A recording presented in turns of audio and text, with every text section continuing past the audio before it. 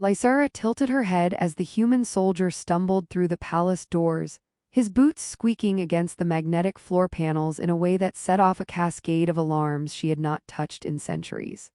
Her long ears twitched, flicking impatiently but also, she suspected, slightly entertained. She had seen many beings stumble in her presence before, but humans were an entirely different breed of catastrophe. Nathan Hale, as the briefings had called him, looked like he had wrestled with 3 black holes and lost, his uniform wrinkled in ways that suggested he had sat in zero gravity without supervision. He blinked at her, trying to figure out whether the tall, luminous figure before him was some kind of holographic joke or a very patient alien ready to vaporize him for trespassing. "Welcome to the palace," Lysara said, her voice smooth like liquid starlight but with a teasing undertone. "I see you've already disrupted the entrance protocol. That's impressive." She gestured with a hand that could have summoned a galaxy, and yet Nathan only tilted backward, tripping over a low-floating orb that was apparently decorative. It spun lazily in the air, squealing in protest like a trapped rodent. I didn't mean to," he began, only to be interrupted by a small explosion of color. The tea tray he had been handed moments earlier had spontaneously converted into a mist of tiny, dancing star particles, which were now orbiting his head like miniature satellites. "Oh, that's new," he muttered, blinking as if the phenomenon might be explained in a field manual somewhere. Lysara's ears flicked again, betraying a faint twitch of amusement, and she allowed herself a quiet laugh, though she would deny it later if anyone asked. The palace itself was a marvel of improbable engineering. Hallways bent back on themselves as though the building had decided to be clever, and gravity could be flipped at will, a feature Nathan learned after accidentally stepping on a tile that sent him sliding along the ceiling before he collided with a wall made entirely of liquid crystal. Lysara watched, unflustered, her long fingers tracing imaginary patterns in the air that adjusted the room's magnetic orientation with a subtle hum. It would have terrified any other visitor, but Nathan, hero of minor skirmishes in remote sectors, merely yelped, flailed, and somehow landed upright again, a little dazed and a little proud. "You know," she said, her tone dangerously calm, "most suitors I receive at this hour arrive with at least 3 hover chariots and a black hole or 2. You've come with, apparently, just yourself." Her ears quivered, a gesture she had discovered humans never quite noticed, but that gave her immense satisfaction. Nathan coughed, scratching the back of his neck as if he had been caught stealing cosmic secrets rather than being politely summoned for audience. I thought I'd keep it simple," he replied, and then, to his horror, his standard-issue utility belt pinged and released a small holographic drone that immediately began filming his awkward gestures. The drone's lights blinked like a tiny sun as it hovered near Lysara's shoulder. She glanced at it, raised an eyebrow, and muttered something in a language that could have been poetry or a death sentence.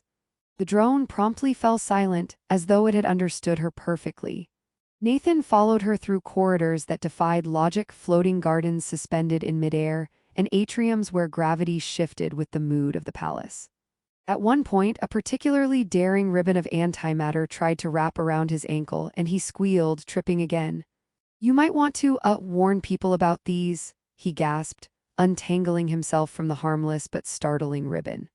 Lysara's laughter echoed through the hall, a sound that seemed almost alien to the human ear, sharp and melodic at once. "Consider it an initiation," she said, flicking her ears in a mock salute. They arrived at a balcony that overlooked the city's lower rings, a cascade of floating platforms, each one housing markets, parks, and creatures Nathan had only seen in Hollywood documentaries. He leaned over, peering into the swirling mists below. "You live here alone?" he asked, genuinely curious. "Alone," Lysara repeated as if the idea were laughable. "I have attendants, advisors, a few errant celestial beings who insist on calling themselves pets, and you now. Alone is not an option in a palace like this." Her ears twitched again, faster this time, and she glanced at him sidelong. "You seem to handle it remarkably poorly." Nathan attempted a weak smile. "I guess I have a knack for chaos," he admitted.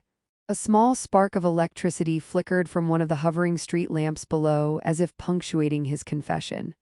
Lysara's lips curved in a nearly imperceptible grin. Most mortals would have panicked at the combination of her calm authority and the palace's unpredictable hazards, but he seemed to wobble through it with a mix of terror and fascination. She led him to the council chamber, a space filled with holographic stars and rotating models of galaxies, each one representing a region under her influence. Advisors floated at a respectful distance, their expressions a mixture of annoyance, awe, and confusion at Nathan's presence. One of them, a being composed entirely of translucent liquid light, whispered something about human interference, which only caused Lysara to flick her ears and murmur, "Let him survive a day. I want to see how long he lasts." Nathan, meanwhile, was attempting to bow in a way he hoped was diplomatic, but ended up looking like he had tripped over his own knees. Lysara observed, hiding a laugh behind a hand. "Yes, yes, very dignified," she said, voice dripping with mock approval. "You might not survive the next chamber if you keep this up." Despite the chaos, Nathan's presence began to provoke a strange sensation in her, one she hadn't experienced since she had been a child wandering the floating halls of her homeworld. It was not fear, nor irritation, nor boredom, those were all familiar companions, but curiosity. Real, unstructured curiosity, coupled with a faint amusement at the absurdity of a human soldier fumbling through a palace that had never known such delightful disorder. She could not help but wonder what would happen if she let him wander a little further into the tangled corridors of her life, her responsibilities, and perhaps her very heart. As the day passed, Nathan survived minor shocks, navigated anti-gravity stairs, and even managed to offer a small, awkward joke that caused Lysara to snort.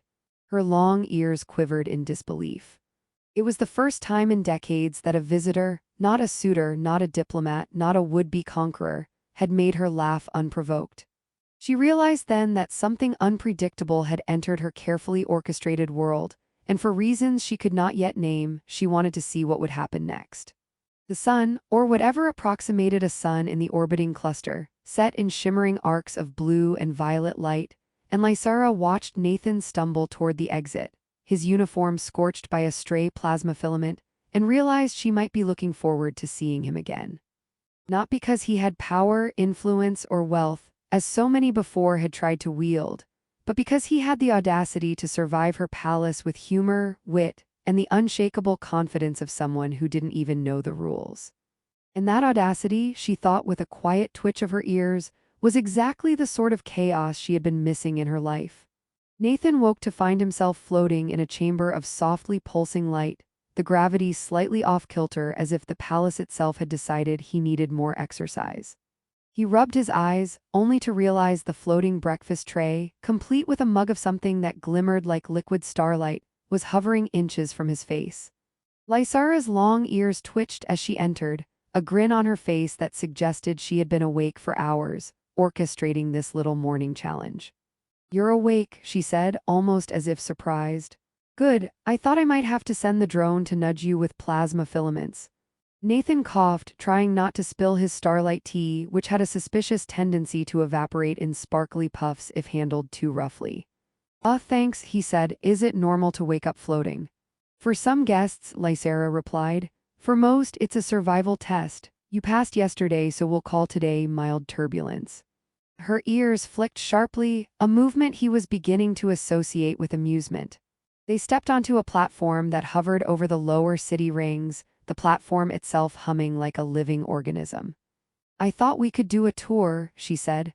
"Nothing dangerous, just hovercrafts, antimatter gardens, and the occasional teleporting bridge. You'll love the teleporting bridges."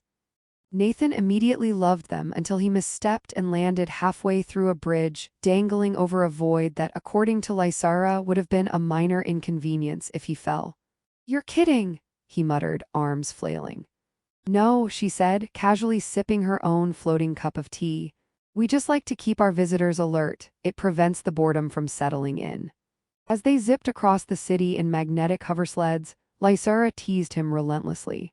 "Careful," she said when he nearly collided with a floating street vendor selling crystallized starlight candy. "Those are worth more than your spaceship." Nathan attempted a sharp swerve, only to end up spiraling into a cluster of iridescent fruit trees that floated in zero gravity.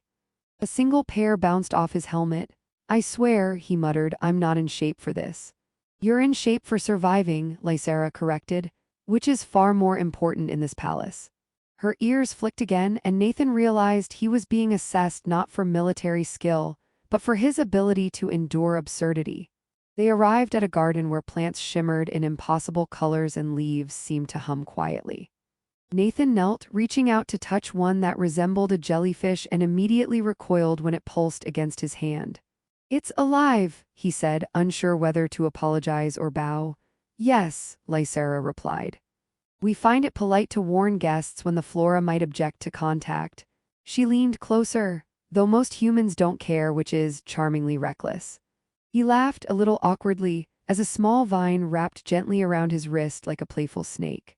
"So you just let all this grow freely?" "Mostly," she said. "I find chaos inspiring. It keeps the brain sharp and the advisors off my back, and it seems to suit you."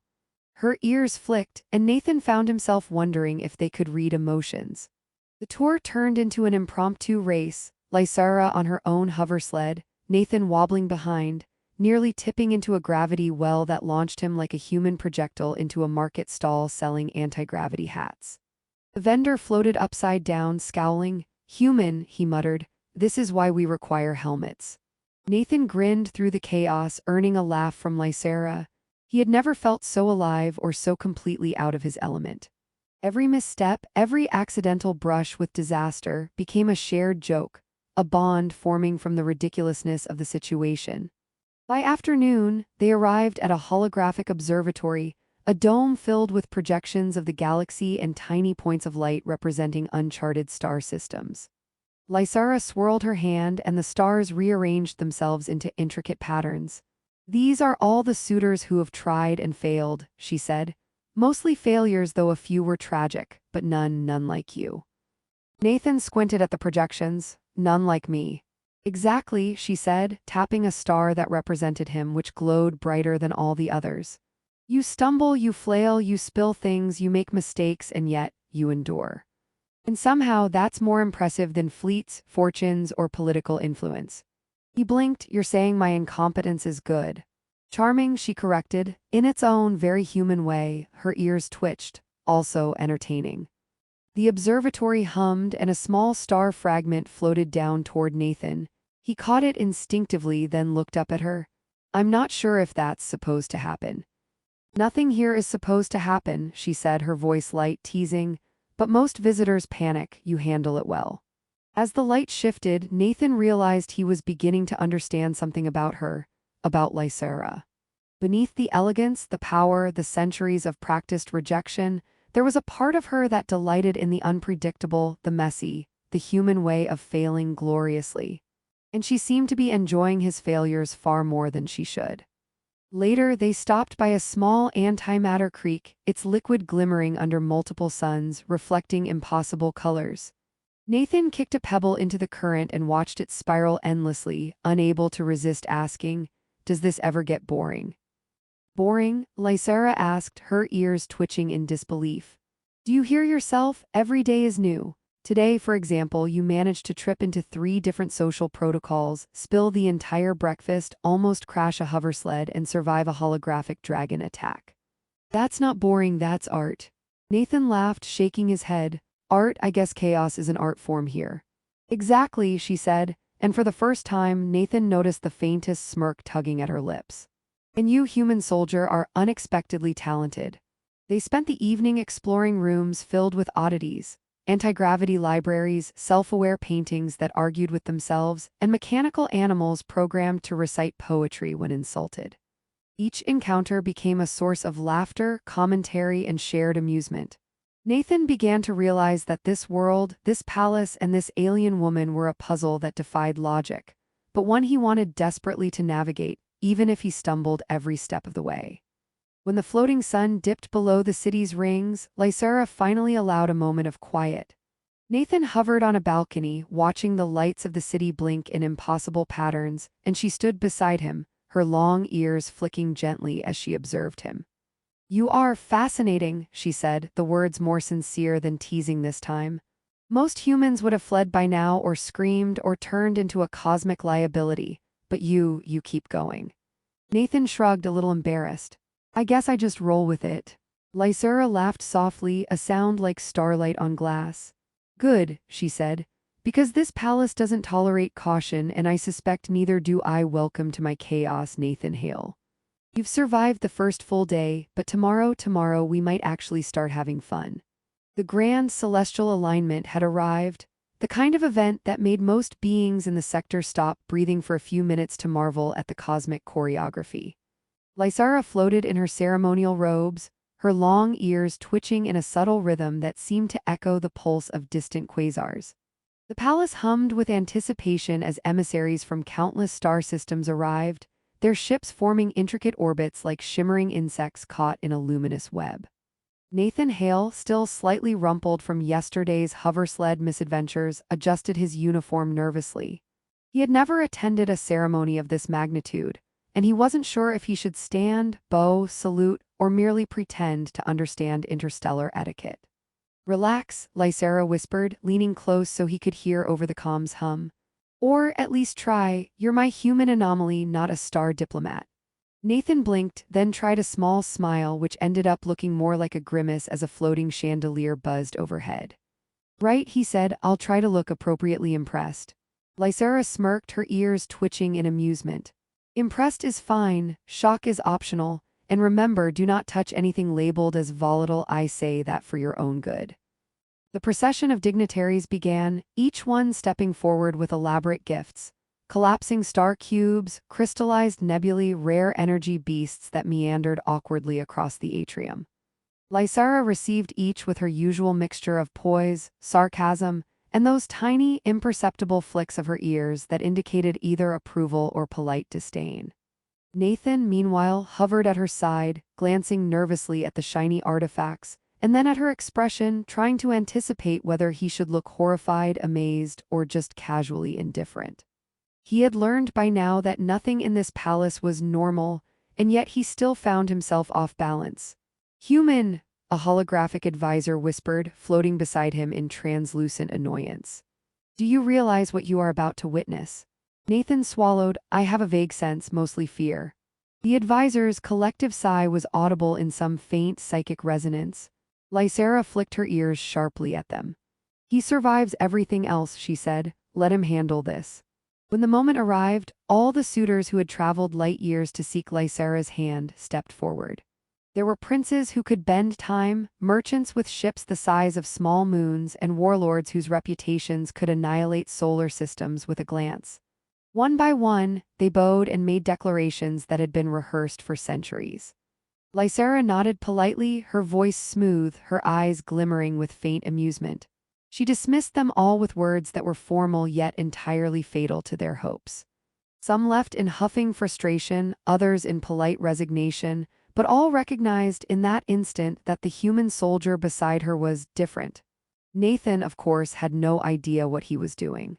He had practiced a polite nod earlier, but ended up sneezing mid-curtsy, sending a small wave of starlight tea across the floor.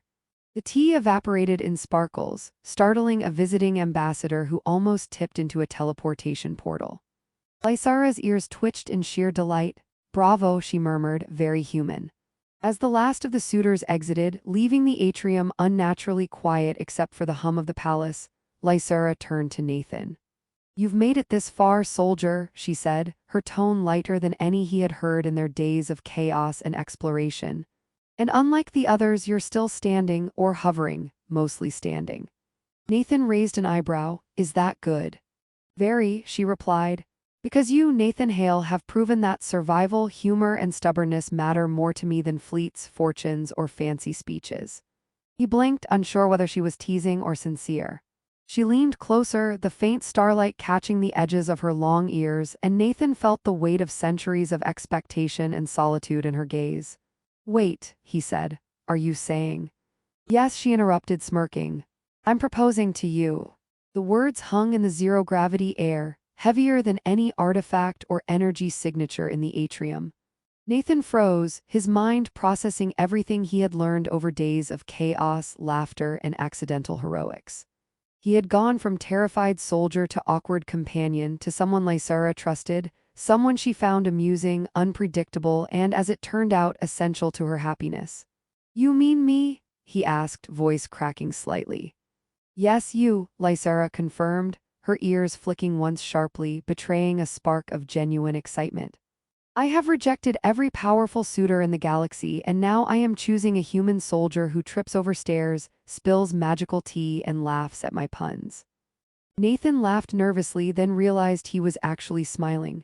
Well, I suppose I could try. Try, she asked, raising an eyebrow. This isn't a negotiation, it's a proposal. Do you accept, or do you prefer another day of humiliation and antimatter gardens? I accept, he said, finally steadying himself. I accept with enthusiasm. Lysara's laugh rang through the atrium, a sound both melodic and triumphant. She extended her hand, and Nathan took it, careful not to let the floating star particles from his spilled tea interfere. Around them, the palace seemed to respond. Gravity realigned gently, holographic stars twinkled brighter, and even the advisors seemed momentarily stunned into silence. Days later, they began their first official tour as a newly chosen pair, navigating the chaos of the palace together. Nathan learned to anticipate the unpredictable quirks of antimatter streams and teleporting corridors, while Lysara discovered that humor, imperfection, and genuine curiosity could be far more engaging than centuries of perfection and decorum. They explored planets where the seas glowed with quantum plankton, raced through asteroid fields in personal crafts that defied physics, and debated ethics with beings whose morality was incomprehensible to ordinary humans. Through it all, Nathan's confidence grew, not as a soldier, not as a visitor, but as someone who belonged in a world that had once seemed impossible. He made mistakes, of course, but Lysara learned that she had no desire to change him. His mistakes became adventures, his chaos became joy, and his laughter became a bridge across the centuries of isolation she had built around herself. One evening, they sat on a floating terrace overlooking the galaxy, sipping starlight tea that refused to spill.